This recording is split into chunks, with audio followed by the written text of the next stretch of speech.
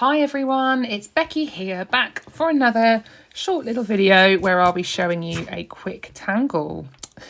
So today I am going to be drawing the tangle Florz, which many of you might already know, but I thought I'd just give you a little rundown of how I like to draw Florz in case you don't know.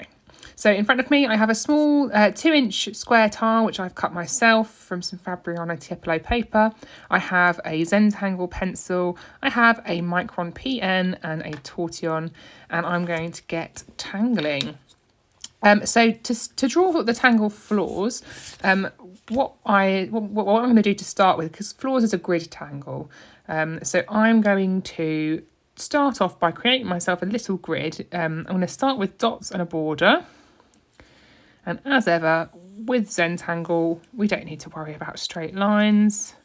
You can, if you want to, use something to help you draw a straight line, but I quite like the hand-drawn nature of this. I'm going to go straight in with my pen to create my grid. And so I'm going to start off by restating the outside lines.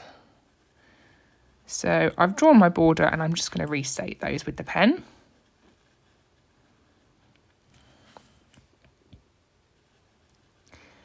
Just nice and slow, following those lines I've already drawn and restating them. And then I'm going to make a fairly tight grid, I think, for this tangle. I'm going to just put a little dot roughly where I think the halfway mark is along my line. And then I'm going to roughly mark halfway in between the halfway mark, if you see what I mean. So I end up with 3 dots roughly equidistant along one side. I'm going to turn my tile and do the same thing. So I'm going to sort of eyeball where I think halfway is, and then halfway between that first dot that I place, and then turn the tile and repeat that. So roughly halfway between that and the end, and the same there. And then finally on this side, roughly halfway, and then the same there. And then I'm going to start to join these dots to create my grid. So I'm going to draw a line from this dot to this dot and keep it parallel to here. I mean, you can see that wasn't perfect, but you know, things aren't perfect with Zentangle, so I'm not going to stress about that. Nice and slow, take my line across. And when I'm drawing straight lines from a point to a point, I like to have my first dot, start looking at my first dot when I begin to draw the line, but then as I start to move my pen, travel my eye line across here. So I'm looking at where I'm going.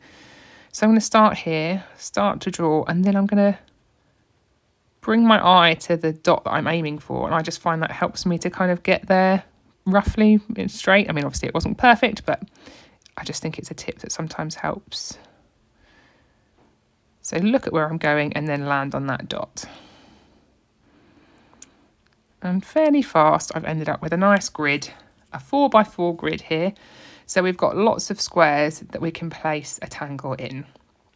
Now Florz is a very simple tangle, and there's a couple of ways you can think about drawing Florz. Essentially, if we think about the way that Zentangle deals with fragments and reticular, fragment is a small area of pattern in a square or a small space, which is then repeated again and again. And if you think about Florz in that way, we can think about it in a sort of a singular pattern that goes within a square.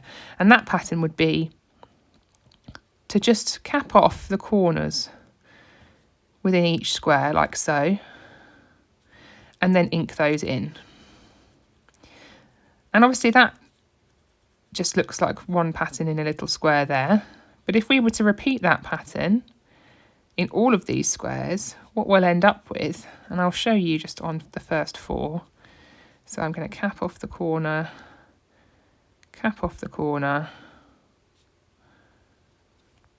and then I'll do the same here, and then I'll ink them all in together.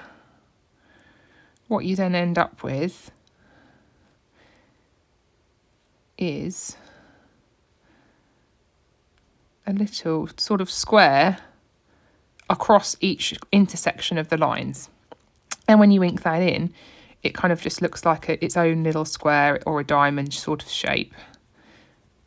And so another way to draw it would be to just cap off all the corners around the intersection in one go. So you can, if you want to, draw it as a square like this, but I tend to find that it's easier for me to make my lines or my squares a similar sort of size if I do it this way. But it's entirely up to you, however you choose to draw this pattern. I find doing it one at a time like this just means I'm a little bit more consistent in the size of my squares. And if that's important to you, then that's a good tip to remember.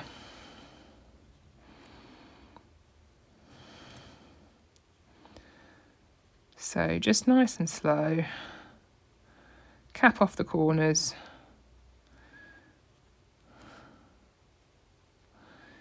In each little section.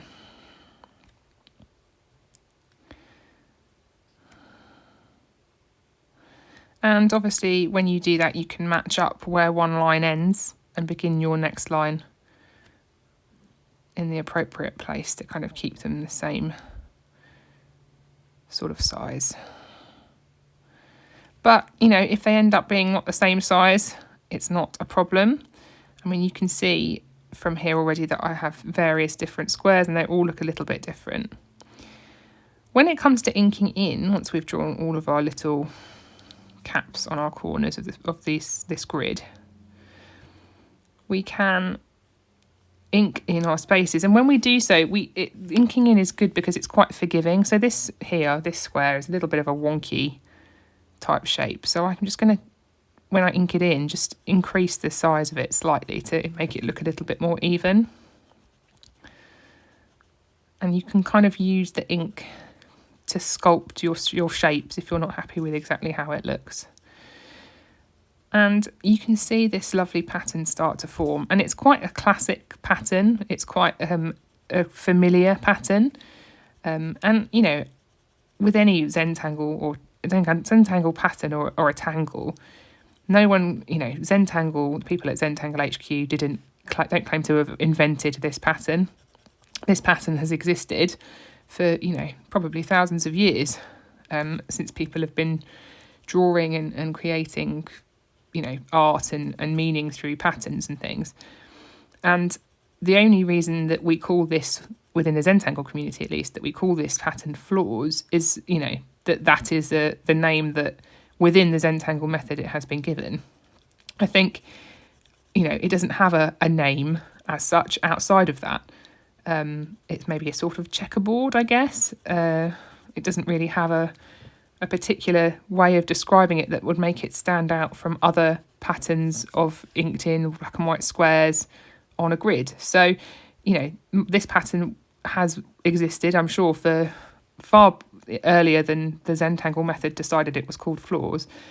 But the reason we have this naming sort of system around tangles is not to take ownership or say that, you know, Zentangle owns this pattern called Florz. It's just a way of talking about pattern and a way of giving us a common language to talk about it and discuss things and reference pattern.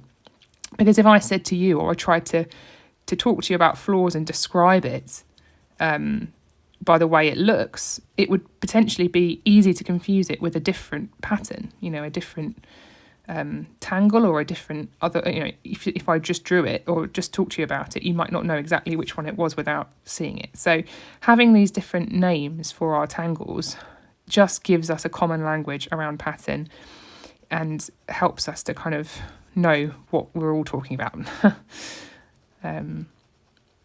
So we're nearly there. This part of, you know, inking in is a lovely kind of meditative part of Zentangle. It's nice just to take some time to slowly ink in the spaces and watch the ink flow from the pen into this lovely textured paper that we use when we do Zentangle drawing. And here's my final space. And there is the Tangle Florz, which is a very simple pattern, but actually a very classic pattern. And one, you know, I think it was named Florz by the Zentangle team or Maria and Rick when they came up with it, because it kind of looks like a kitchen tiled floor almost. And so I think that's where that name comes from. Now, I'm going to show you a kind of a combination of ways that you can shade this pattern. There's what I would refer to as cushion shading, where you shade the edges and then you can kind of make it look like the edges fall away and the centre part is raised. But you can also shade just individual elements of the tangle. So I'll do a little bit of both so you can see what I mean.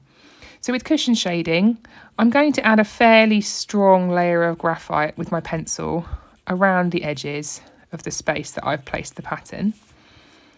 Just turning my tile. So I'm keeping my hand in this position so it's nice and comfortable. And then I can turn my piece to make it easier to reach new areas without having to shift my arm position.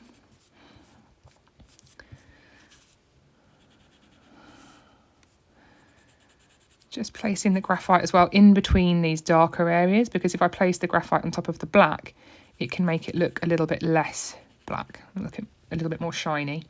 Placing my pencil down and then picking up my tortillon, my rolled up paper stump.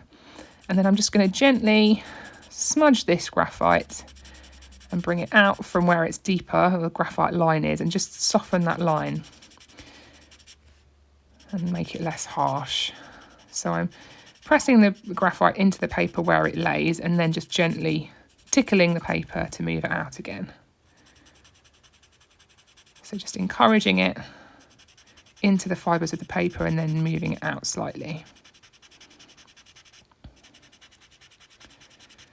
There we go, turning my tile and just repeating that. And you can see how that kind of makes the outside edges of the tile appear to fade away, whereas the centre, where the highlights are, the white is, it appears higher, closer to the eye. And it's kind of a little bit like an optical illusion. So there you go, you can see how that is quite effective, and that's quite a nice way of shading any kind of pattern, really. It's a nice way to shade especially texture tangles. Now, the other thing I'm just going to show you with this particular pattern is that you can shade the individual sort of boxes, as it were. And really lightly with the sort of side of my pencil, with my pencil on an angle, I'm just going to add a very light little curve in the same orientation in each box. Now, this might be the only way that you choose to shade this pattern, because obviously it's a little bit overkill with the cushion shading already there. I suppose it sort of depends on the size of your boxes and how easy it is to have the defined space within each area, and how big the overall tangle is as to whether you choose to do individual element shading or to go in with cushion shading. I'm just really gently gonna soften this graphite, and actually, because I've got quite a lot of graphite on the end of my tortillon, I probably could have just done this without having drawn with pencil. I could have just used residual graphite on the end of my tortillon to add a very soft little shape there. But you can see how this is kind of making this each individual area look curved, and it's again just sort of giving it depth and dimension and making it come alive a little bit. And that is Florz. That's a pattern that I've shown you from Ivy's Corner. My name is Becky. You can follow me on all the social media channels. Obviously, feel free to like and subscribe my channel. I release little videos like this all the time, and also longer lessons where I put these little tiles, these tangles together in a larger tile. So yeah, like and subscribe. Follow me on Instagram, TikTok, Facebook, all the usual places, and I'll see you next time.